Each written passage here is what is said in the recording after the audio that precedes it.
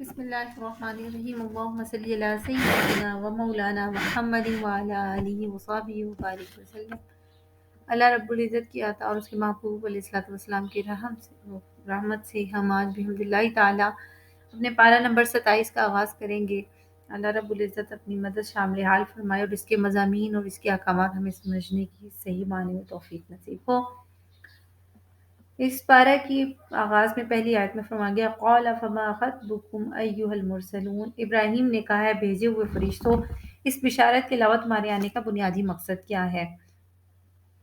حضرت ابراہیم علیہ السلام کا یہاں قصہ بیان ہوا اور یہاں پر ذکر یہ کیا جا رہا ہے کہ حضرت ابراہیم علیہ السلام کے پاس جب فرشتے خوشخبری دینے کے لیے آئے بیٹے کی، تو انہوں نے پھر پوچھا کہ آپ میرے پاس خوشخبری دینے آئے، اس کے علاوہ تمہارے آنے کا مقصد یہاں پر کیا ہے؟ تو انہوں نے بتایا کہ ہمیں قوم لوط کی طرف بھیجا گیا ہے۔ انا ارسلنا الی قوم مجرمین، ہم مجرم قوم یعنی قوم لوط کی طرف بھیجے گئے ہیں۔ لنرسل علیہم حجارۃ من طین، تاکہ ہم ان پر مٹی کے پتھریلے کنکر برسائیں۔ اور اگلی آیت میں مسومۃ عند ربک للمسرفین، وہ پتھر جن پر حد سے گزر جانے والوں کے لیے آپ کے رب کی طرف سے نشان لگا دیا گیا ہے۔ پھر اگلی آیات میں اس کا ذکر کیا گیا کہ ہم نے فما وجدنا فیہا غیر بیت من المسلمین، سو ہم نے اس بستی میں مسلمانوں کے ایک گھر کے سوا اور کوئی گھر نہیں پایا۔ اس میں حضرت لوط علیہ السلام اور ان کی 2 صاحبزادیاں تھیں، باقی پوری قوم اجتماعی طور پر گناہ کا شکار تھی۔ اللہ تعالیٰ نے ان کو پتھروں کا عذاب نازل کیا اور انہیں تباہ و برباد کر دیا۔ آگے حضرت موسیٰ علیہ السلام کے واقعہ میں اللہ کی جو نشانیاں اللہ رب العزت نے وہ بیان فرمائیں۔ وفی موسیٰ اذ ارسلناہ الی فرعون بسلطان مبین، موسیٰ کے واقعہ میں بھی نشانیاں ہیں جب ہم نے انہیں فرعون کی طرف واضح دلیل دے کر بھیجا۔ تو فتولی برکنہ، اس نے اپنے اراکین سلطنت کے ساتھ مل کر سب نے روگردانی کی۔ وقال ساحر او مجنون، اور انہوں نے حضرت موسیٰ کے لیے کہہ دیا کہ یہ جادوگر ہے یا دیوانہ ہے۔ اللہ پاک نے آیت نمبر 40 میں اگلی ہی آیت میں فرمایا پھر ہم نے اس کو اور اس کے لشکر کو عذاب کی گرفت میں لے لیا سب اور ان سب کو دریا میں غرق کر دیا، وہ تھا ہی قابل ملامت کام کرنے والا۔ آیت نمبر 41 میں ذکر کیا گیا ففی عاد اذ ارسلنا الیہم الریح العقیم، قوم عاد کی ہلاکت میں بھی نشانی ہے جب ہم نے ان پر بے خیر و برکت ہوا بھیجی۔ یہاں پر بھی غور کرنے والوں کے لیے نشانی یہ ہے کہ قوم عاد جو تھی وہ بڑی دراز قد اور بڑی مضبوط اور قوی ہیکل قسم کے لوگ تھے، انہیں اپنی جسامت پر، طاقت پر، قد و قامت پر بڑا گھمنڈ تھا۔ انہوں نے پہاڑوں کو تراش کر اپنے گھر بنائے ہوئے تھے۔ حضرت ہود علیہ السلام نے ان کو اللہ کے عذاب سے ڈرایا، لیکن یہ طاقت کے زوم میں سمجھے کہ ہمیں تو کچھ نہیں ہوگا۔ تب اللہ نے ان پر بڑی سخت تیز آندھی بھیجی، آندھی بادلوں کو اڑا رہی تھی، درختوں کو گرا رہی تھی، یہ آندھی مسلسل 8 دن رات تک چلتی رہی اور اس نے قوم عاد کو ہلاک کر دیا۔ اس آندھی کا نام دبور ہے۔ آگے ذکر کیا جا رہا ہے قوم سمود کے حوالے سے کہ اس میں بھی اللہ کی نشانیاں۔ وفی سمود اذ قیل لهم تمتعوا حتی حین، قوم سمود کی ہلاکت میں بھی عبرت کی نشانی ہے جبکہ ان سے کہا گیا کہ تم معینہ وقت تک فائدہ اٹھا لو۔ حضرت صالح علیہ السلام کو اللہ کی عبادت و توحید کا پیغام دے کر جب قوم سمود کی طرف بھیجا گیا، ان کا مطالبے پر پتھر کی چٹان سے ایک اونٹنی نکال کر حضرت صالح کی نبوت پر دلیل قائم کی گئی۔ ان سے کہا گیا تھا کہ اس اونٹنی کا احترام کرے، مگر انہوں نے اس کی کونچیں کاٹ ڈالی، اس کو قتل کر دیا۔ اللہ کے عذاب کے بارے میں حضرت صالح علیہ السلام نے انہیں بتایا کہ 3 دن تک اپنے گھروں میں گزار لو، پھر تمہیں عذاب میں ہلاک کر دیا جائے گا۔ اور 3 دن کے بعد ان کو ایک کڑک نے آ لیا اور وہ سب ہلاک ہو گئے۔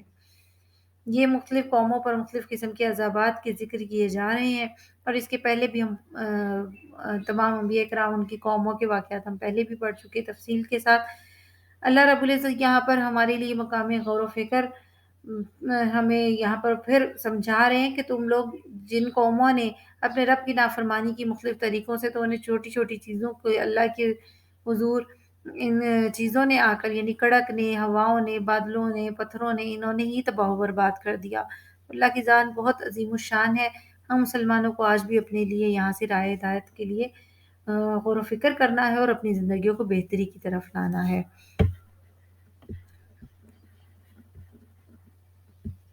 آیت نمبر 50 میں ذکر کیا گیا فَفِرُّوا إِلَى اللَّهِ، بس تم اللہ کی طرف دوڑ چلو، بھاگو۔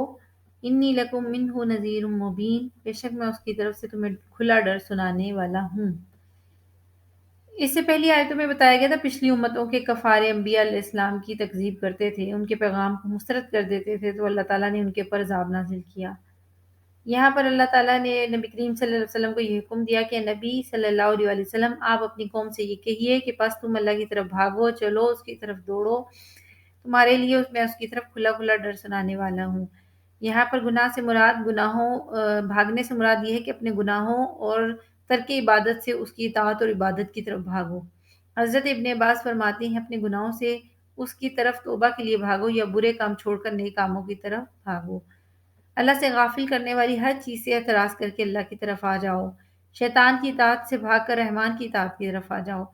شیطان گناہ اور گمراہی کی طرف دعوت دیتا ہے، تم اس کی دعوت کو چھوڑ دو، اللہ کے احکام کی اطاعت کی طرف آؤ، دوڑو، وہ تم کو شیطان کے بہکانے سے محفوظ رکھ لے گا۔ جہالت سے علم کی طرف بھاگو اور کفر سے شکر کی طرف بھاگو۔ اپنے نفسوں کی خواہشات سے اللہ سبحانہ و تعالیٰ کے احکام کی طرف بھاگو۔ یہ یہاں پر ذکر کیا گیا کہ اللہ کی طرف بھاگنے سے مراد اللہ کی طرف رجوع کرنے کا ذکر ہے۔ آگے آیت نمبر 56 میں ذکر کیا گیا وَمَا خَلَقْتُ الْجِنَّ وَالْإِنسَ إِلَّا لِيَعْبُدُونِ، کہ میں نے جنات اور انسانوں کو صرف اسی لیے پیدا کیا کہ وہ میری بندگی اختیار کریں۔ یہاں ذکر یہ کیا جا رہا ہے کہ جنات اور انسانوں کو پیدا کیا گیا کہ وہ اللہ کی عبادت کریں، اور کیونکہ اللہ تعالیٰ تو تمام کائنات کا خالق ہے۔ پھر یہاں پہ ذکر صرف جنات اور انسانوں کا کیوں کیا گیا خصوصیت کے ساتھ؟ وہ اس لیے کہ اللہ تعالیٰ نے کائنات میں صرف جنات اور انسانوں کو یہ خصوصیت عطا کی کہ وہ اپنے اختیار سے اس کی عبادت اور اطاعت کریں، ورنہ کائنات کا تو ذرا ذرا جبری طور پہ یا لازماً اس کی ڈیوٹی ہے کہ وہ اس کی اطاعت کرتا رہے۔ بادل اسی کے حکم سے بارش برساتے ہیں، سورج اور چاند ستاروں کا طلوع غروب اسی کے حکم سے ہوتا ہے، کیا پہاڑ، کیا دریا، کیا سمندر، سب اسی کی اطاعت میں سرنگوں ہیں۔ حتیٰ کہ ہر انسان، خواہ وہ مومن ہو یا کافر، اس کا پیدا ہونا، مرنا، جینا، بیمار، صحت مند ہونا، فقیر ہونا، خوشحال ہونا اسی اللہ کے حکم سے ہے۔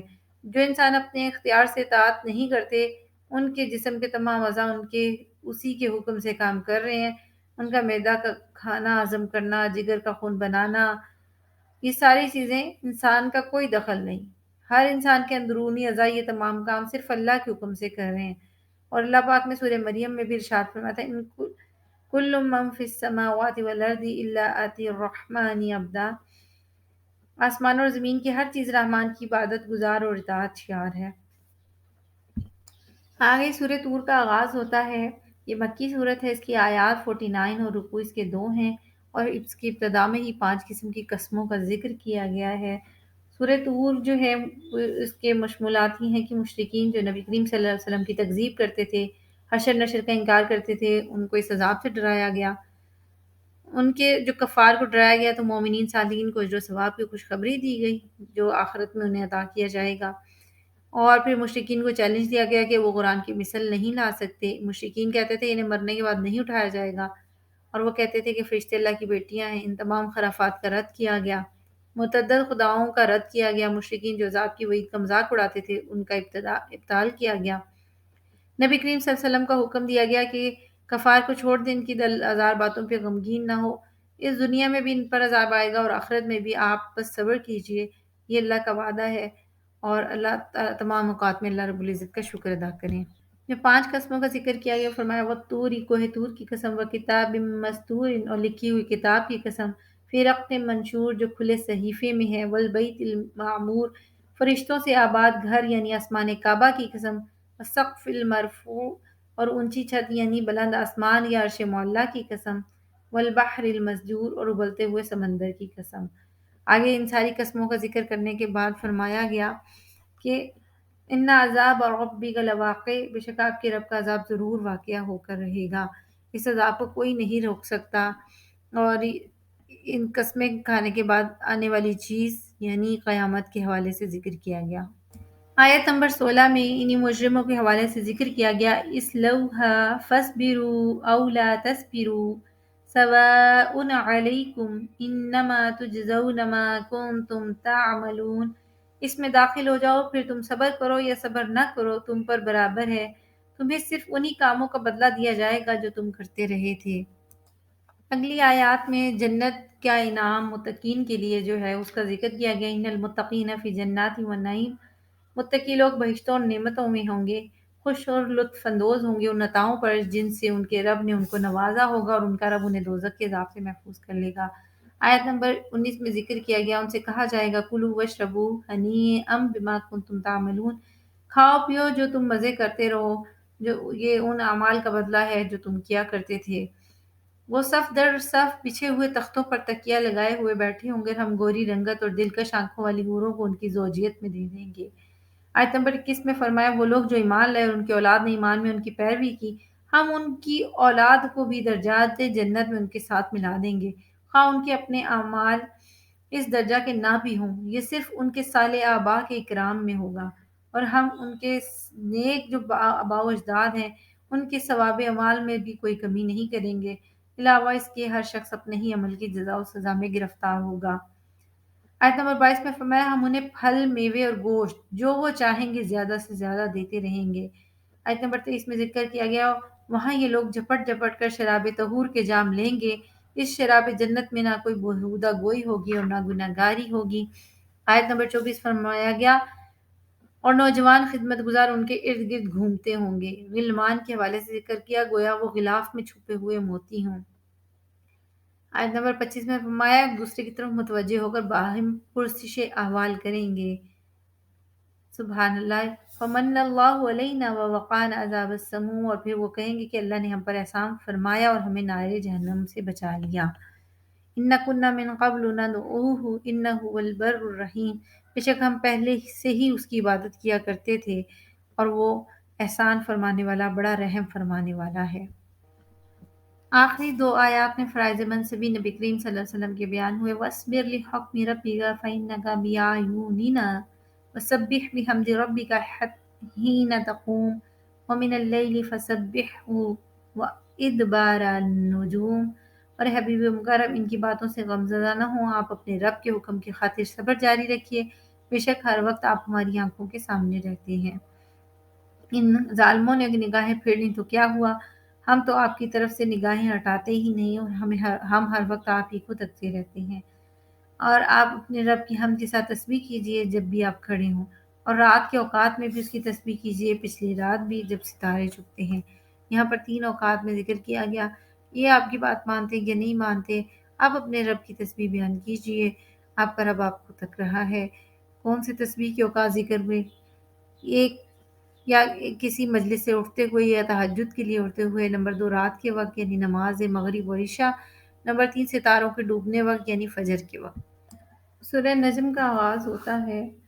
سورہ نجم جو ہے وہ مکی صورت ہے، اس کی آیات 62 ہیں اور رکوع اس کے 3 ہیں۔ سورہ نجم میں اللہ رب العزت نے بتایا کہ رسول اللہ صلی اللہ علیہ وسلم کی طرف سے جو احکام اور خبریں آپ پہنچاتے ہیں آپ اس میں صادق ہیں، آپ اپنی طرف سے کچھ نہیں کہتے، آپ وہی کہتے ہیں جو اللہ تعالیٰ نے آپ کی طرف وحی فرمایا ہوتا ہے۔ یہ قرآن اللہ کی وحی ہے جو حضرت جبرائیل علیہ السلام کی وساطت سے آپ تک پہنچی، اور پھر نبی کریم صلی اللہ علیہ وسلم کا اللہ تعالیٰ سے انتہائی قرب بیان کیا گیا، یہاں تک کہ آپ اتنا قریب ہوئے جتنی 2 کمانیں ایک دوسرے کے قریب ہوتے ہیں، یہ اس سے بھی زیادہ قریب۔ پھر بتایا گیا کہ نبی کریم صلی اللہ علیہ وسلم نے اللہ تعالیٰ کو سر کی آنکھوں سے اس طرح بے حجاب دیکھا کہ آپ کی نظر بہکی نہ حد سے بڑی۔ پھر مشرکین کے بتوں کے خدائی کو باطل قرار دیا گیا، مشرکین کے اس قول کو باطل کہا گیا کہ لات عزا اور منات اور فرشتے اللہ کی بیٹیاں ہیں۔ پھر ذکر کیا گیا سورہ مبارکہ میں کہ مرنے کے بعد دوبارہ زندہ کیا جانا ہے، اور حشر نشر کو ثابت کیا گیا۔ نبی کریم صلی اللہ علیہ وسلم کی بعثت سے پہلے جن امتوں نے اپنے نبیوں کی تکذیب کی اور ان کے نتیجے میں ان پر جو عذاب آیا، اس کا بیان کر کے اہل مکہ کو ڈرایا گیا۔ یہ قرآن انبیاء سابقین پر نازل شدہ کتب اور صحائف کا مصدق ہے، یعنی ان کی تصدیق کرتا ہے، اور اس کا ذکر ان صحائف میں بھی رہا ہے۔ یہ تمام چیزیں اس سورہ مبارکہ میں ذکر کی گئیں۔ پہلی آیت میں فرمایا گیا وَالنَّجْمِ اِذَا ہَوَىٰ، قسم ہے روشن ستارے محمد صلی اللہ علیہ وسلم کی جب وہ چشم زدن میں شب معراج اوپر جا کر نیچے اترے۔ مَا ضَلَّ صَاحِبُكُمْ وَمَا غَوَىٰ، تمہیں اپنی صحبت سے نوازنے والے یعنی تمہیں اپنے فیض صحبت سے صحابی بنانے والے رسول صلی اللہ علیہ وسلم نہ کبھی راہ بھولے اور نہ کبھی راہ سے بھٹکے۔ ستارے کی قسم کھانے میں اس طرف اشارہ ہے کہ جس طرح عرب ستارے کی مدد سے روشنی اور ہدایت حاصل کرتے تھے، اسی طرح نبی کریم صلی اللہ علیہ وسلم بھی لوگوں کے لیے روشنی اور ہدایت ہیں۔ ستارے کا جو راستہ مقرر ہے وہ اسی پر چلتا ہے، بالکل اسی طرح نبی کریم صلی اللہ علیہ وسلم نہ راستہ بھولے ہیں اور نہ ہی بھٹکے ہیں۔ وما ينطق عن الہوا، وہ اپنی خواہش سے کلام نہیں کرتے۔ یہاں پر قرآن و حدیث کی حجیت بیان کی گئی کہ نبی کریم صلی اللہ علیہ وسلم اپنی خواہش سے کچھ بھی نہیں بولتے، بلکہ یہ خالصتاً وحی ہے جو ان کے پاس آئی ہے۔ یعنی نبی کریم صلی اللہ علیہ وسلم جب کوئی بات فرماتے ہیں تو وحی سے فرماتے ہیں۔ اگر مراد معنی اور الفاظ دونوں تو اس کا نام قرآن ہے، اگر مراد یہ ہو کہ معنی بتا دیے اور الفاظ نہ بتائے تو اس کا مطلب حدیث ہے، اس کو سنت بھی کہا جاتا ہے۔ آگے فرمایا علامہ شدید القوا، ان کو بڑی قوتوں والے رب نے براہ راست علم کامل سے نوازا۔ ذو مرۃ فاستویٰ، جو حسن مطلق ہے، پھر اس جلوہ حسن نے اپنے ظہور کا ارادہ فرمایا۔ وہو بالافق الاعلیٰ، پس وہ محمد صلی اللہ علیہ وسلم شب معراج عالم مکہ کے سب سے اونچے کنارے پر تھے، یعنی عالم خلق کی انتہا پر تھے۔ مشرکین نے اعتراض کرتے تھے کہ جبریل امی نبی کریم صلی اللہ علیہ وسلم کے پاس انسانی شکل میں وہی لے کر آتے ہیں تو آپ انہیں کیسے پہچانتے ہیں کہ یہ فرشتہ ہے؟ انہیں جواب دیا جا رہا ہے کہ حضور علیہ الصلوۃ والسلام نے جبریل کو 2 بار دیکھا۔ اس میں مسند احمد جلد نمبر 1 اور صفحہ نمبر 395 میں ذکر کیا گیا کہ حضرت عبداللہ بن مسعود رضی اللہ تعالیٰ نے فرمایا کہ رسول اللہ صلی اللہ علیہ وسلم نے حضرت جبریل کو اصل صورت میں دیکھا۔ ان کے 600 پر تھے، ہر پر نے افق کو بھر لیا تھا اور ان سے موتی، یاقوت اور جواہر جھڑ رہے تھے۔ سودی سے روایت ملتی ہے کہ انہوں نے کہا کہ جبریل امین نے نبی کریم صلی اللہ علیہ وسلم کو آسمان کے سب سے اونچے کنارے پر دیکھا۔ ثم دنا فتدلی، پھر وہ رب العزت اپنے حبیب محمد صلی اللہ علیہ وسلم سے قریب ہوا، پھر اور زیادہ قریب ہوا۔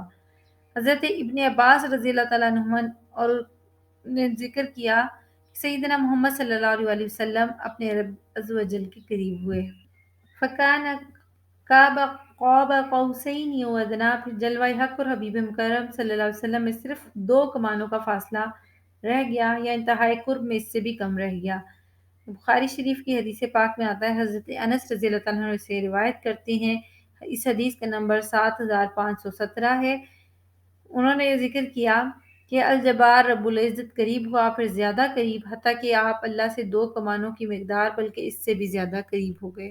یہاں پر یہ سارا واقعہ شب معراج کا ذکر کیا جا رہا ہے اور مقام قرب ذکر کیا گیا۔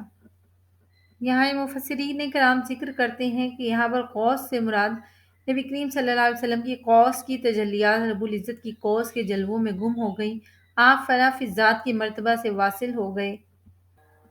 آیت نمبر 10 میں ذکر کیا گیا فَأَوْحَىٰ إِلَىٰ عَبْدِهِ مَا أَوْحَىٰ، بس اس خاص مقام قرب و وصال پر اس اللہ نے اپنے عبد محبوب کی طرف وحی فرمائی جو بھی وحی فرمائی تھی۔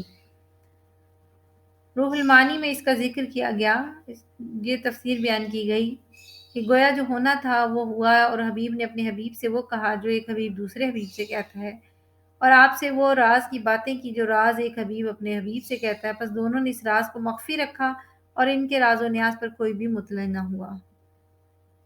آیت نمبر 11 میں ذکر کیا گیا اسی واقعے کے حوالے سے ما کذب الفؤاد ما رأى، ان کے دل نے اس کے خلاف نہیں جانا جو ان کی آنکھوں نے دیکھا، یعنی جو آنکھوں نے دیکھا وہ دماغ نے قبول کیا اور دماغ نے اس کے خلاف کوئی وہم پیدا نہ کیا، دل اور دماغ کی قبولیت کے ساتھ آپ نے اپنے رب کا دیدار کیا۔ حضرت ابن مسعود رضی اللہ تعالیٰ عنہما نے فرمایا آپ نے حضرت جبریل کو ان کی اصل صورت میں 2 بار دیکھا۔ حضرت حسن بصری نے کہا نبی کریم صلی اللہ علیہ وسلم نے اپنے رب کے جلال کو دیکھا، اور انہوں نے روایت کیا کہ رسول اللہ صلی اللہ علیہ وسلم سے اس آیت کے متعلق سوال کیا گیا تو آپ نے فرمایا میں نے دریا کو دیکھا اور میں نے دریا کے پار حجاب کو دیکھا اور میں نے حجاب کے پار نور کو دیکھا، میں نے اس کے سوا نہیں دیکھا۔ محمد بن کعب نے کہا ہم نے سوال کیا یا رسول اللہ کیا آپ نے اپنے رب کو دیکھا؟ آپ نے فرمایا ہاں میں نے اپنے رب کو اپنے سر کی آنکھوں سے 2 مرتبہ دیکھا ہے۔ پھر آپ نے یہ آیت تلاوت فرمائی، یہی آیت سورہ نجم کی آیت نمبر 11۔ آیت نمبر 12 میں ذکر کیا گیا کیا تم ان سے اس پر جھگڑتے ہو کہ جو انہوں نے دیکھا، اور بے شک انہوں نے تو اس جلوہ حق کو دوسری مرتبہ بھی دیکھا۔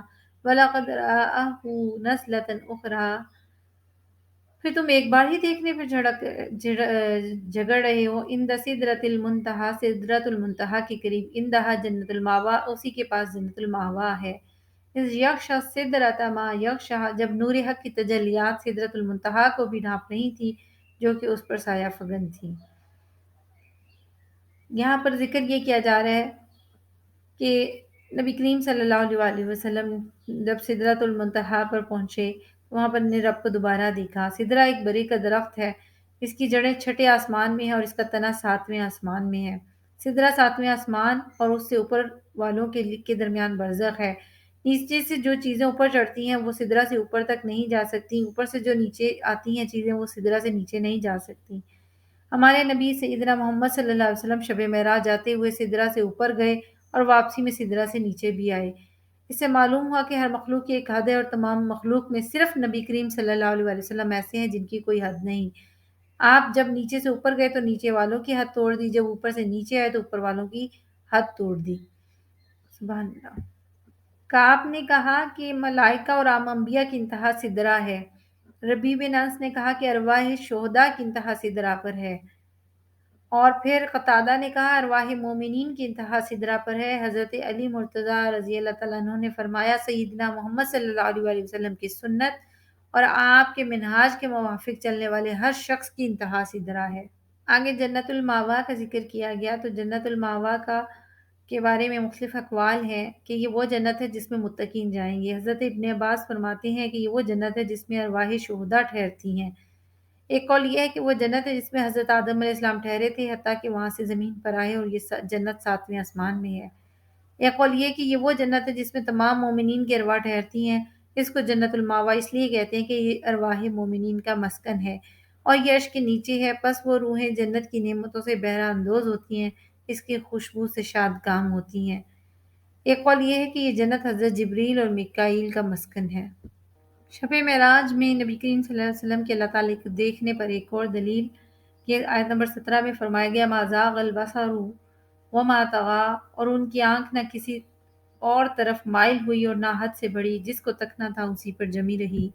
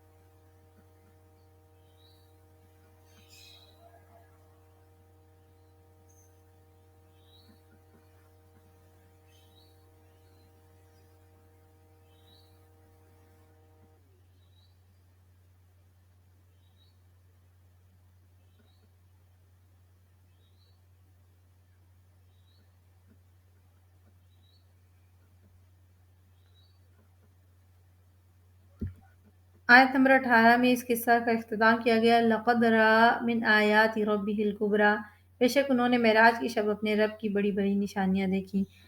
اس قصہ کا آغاز 15ویں پارے کی اس آیت سے کیا گیا تھا. سبحان الذی اسریٰ بعبدہ لیلا من المسجد الحرام الی المسجد الاقصی، اور اختتام یہاں پر کیا گیا. آگے سورہ قمر کا آغاز ہوتا ہے. یہ مکی صورت ہے، اس کی آیات 55 ہے اور رکوع 3 ہے. اس میں ذکر کیا گیا اقتربت الساعۃ وانشق القمر، قیامت قریب آ پہنچی اور چاند دو ٹکڑے ہو گیا. حضرت جبیر بن معطم رضی اللہ تعالیٰ عنہ بیان کرتے ہیں کہ رسول اللہ صلی اللہ علیہ وسلم نے فرمایا کہ عہد میں چاند کے دو ٹکڑے ہو گئے تھے، حتیٰ کہ ایک ٹکڑا پہاڑ کے ایک طرف تھا اور دوسرا ٹکڑا پہاڑ کے دوسری طرف تھا. لوگوں نے کہا سیدنا محمد صلی اللہ علیہ وسلم نے جادو کر دیا. پھر ان میں سے بعض لوگوں نے کہا اگر انہوں نے ہم پر جادو کیا ہے تو وہ سب لوگ جو مکہ کے باہر کے لوگ تھے ان پر تو جادو نہیں ہوا، یعنی انہوں نے بھی اس سارے معاملے کو دیکھا تھا. اس کی آیت نمبر 17 میں ذکر کیا گیا وَلَقَدْ يَسَّرْنَا الْقُرْآنَ لِلذِّكْرِ فَهَلْ مِن مُّدَّكِرٍ، اور بے شک ہم نے قرآن کو نصیحت کے لیے آسان کر دیا تو خود کیا نصیحت قبول کرنے والا ہے۔ قرآن کی حیثیت جو ہے وہ شارع عقائد اور احکامات ہونے کی ہے، اور پہلی حیثیت اس کی آسان ہونا ہے۔ عقائد اور احکامات کی حیثیت آسان نہیں ہے، اس اعتبار سے محنت کرنی پڑتی ہے، اور پھر اللہ رب العزت آسان بنا کر قرآن کو انسان کی عقل میں دے دیتا ہے۔ آیت نمبر 18 سے لے کر اگلے رکوع تک، پورے 9ویں رکوع تک اللہ تعالیٰ نے مختلف امتیں جو تھیں ان کے واقعات کو بیان کیا جنہوں نے تکذیب کی، اور اس کے بعد ان کا نتیجہ بہت برا ہوا۔ تو یہاں ان واقعات کو بیان کرنے کا مقصد بات والوں کے لیے درس عبرت ہے۔ آیت نمبر 47 میں ذکر کیا گیا ان المجرمین فی ضلال و سعور، بے شک مجرم لوگ کھلی گمراہی اور دیوانگی یا آگ کی لپیٹ میں رہیں گے۔ یہاں سے لے کر آخر آیت تک جو ہے مجرمین کی گمراہی اور بے عقلی میں رہنے کے حوالے سے ذکر کیا گیا۔ قیامت کے دن ان کو منہ کو آگ میں گھسیٹا جائے گا، جبکہ متقین جو ہوں گے وہ آخرت میں اللہ کے انعامات کے طور پر باغات اور نہروں میں مزہ اٹھا رہے ہوں گے۔ سورہ رحمان کا آغاز ہوتا ہے، اس کی آیات 78 ہیں، اور جبکہ اس کے 3 رکوعات ہیں۔ یہ مکی صورت ہے، اور مشرکین مکہ رحمان کے نام سے واقف تھے لیکن زیادہ معروف نہیں تھا یہ نام، تو وہ ضد میں کہا کرتے تھے کہ مر رحمان کہ رحمان کیا ہے۔ اللہ تعالیٰ نے رحمان کے نام سے پوری صورت نازل فرمائی اور اس کا آغاز بھی اسی لفظ سے کیا، یعنی الرحمن۔ ذکر فرمایا رحمان علم القرآن، وہی رحمان ہے جس نے خود رسول عربی صلی اللہ علیہ وسلم کو قرآن سکھایا۔ خلق الانسان، پھر اس نے اسی کامل انسان کو پیدا فرمایا۔ علمہ البیان، پھر اس نے اسی یعنی نبی برحق کو ما کان و ما یکون کا بیان سکھایا۔ اس سورہ مبارکہ میں بار بار اس جملے کو ذکر کیا گیا فَبِأَيِّ آلَاءِ رَبِّكُمَا تُكَذِّبَانِ، یعنی جن اور انسان دونوں کو مخاطب کر کے کہا گیا کہ پس تم دونوں اپنے رب کی کن کن نعمتوں کو جھٹلاؤ گے۔ اللہ تعالیٰ کی پوری کائنات میں مختلف قسم کی بے شمار نعمتیں پھیلی ہوئی ہیں۔ اس صورت میں بھی اللہ تعالیٰ نے صراحتاً انسانوں اور جنوں کو خطاب کر کے یہ نعمتیں یاد دلائیں، ایک بار نہیں بلکہ بار بار۔ اس آیت میں اب بتاؤ تم اپنے پروردگار کی کون کون سی نعمت کو جھٹلاؤ گے۔ آیت نمبر 26 اور 27 میں ذکر کیا گیا کل من علیہا فان ویبقی وجہ ربک ذو الجلال والاکرام، زمین کی ہر چیز یعنی فنا ہو جائے گی، ہر وہ چیز جو زمین پر ہے ختم ہو جائے گی اور صرف اللہ تعالیٰ کی ذات رہ جائے گی۔ وجہ ربک سے مراد اللہ کی ذات ہے۔ زمین و آسمان جب نہیں رہیں گے، چونکہ پہلے تذکرہ زمین کا تھا اس لیے فرمایا کہ زمین کی ہر چیز فنا ہو جائے گی۔ فنا کی 2 قسمیں ہوتی ہیں، امکانی اور عملی۔ ذاتی بارے تعالیٰ میں نہ فنائے عملی ہے نہ فنائے امکانی۔ آیت نمبر 33 میں ذکر کیا گیا یا معشر الجن والانس ان استطعتم ان تنفذوا من اقطار السماوات والارض فانفذوا لا تنفذون الا بسلطان، اے گروہ جن و انس اگر تم اس بات پر قدرت رکھتے ہو کہ آسمان اور زمین کے کناروں سے باہر نکل سکو اور تسخیر کائنات کرو تو تم نکل جاؤ، تم جس کرۂ سماوی کے مقام پر بھی نکل کر جاؤ گے وہاں بھی اسی کی سلطنت ہوگی۔ اگلی آیات میں اللہ تعالیٰ نے اس صورت کے اختتام تک اہل ایمان جنوں اور انسانوں کے لیے جو بے شمار نعمتیں پیدا فرمائی ان کا ذکر فرمایا ہے۔ جنت کے انعامات، باغات، چشمے، جنت کی حوروں کا ذکر کیا، حوروں کے اوصاف بتائے تاکہ مومنین کی توجہ ان نعمتوں کی طرف ہو جائے اور دنیا کی گندی چیزوں سے بچ جائیں، آخرت کی پاک صاف نعمتوں کو حاصل کرنے کی کوشش کریں۔ اور آیت نمبر 27 میں ذکر کیا وَيَبْقَى وَجْهُ رَبِّكَ ذُو الْجَلَالِ وَالْإِكْرَامِ، اور آپ کے رب کی ہی ذات باقی رہے گی جو صاحب عظمت و جلال ہے اور صاحب انعام و اکرام ہے۔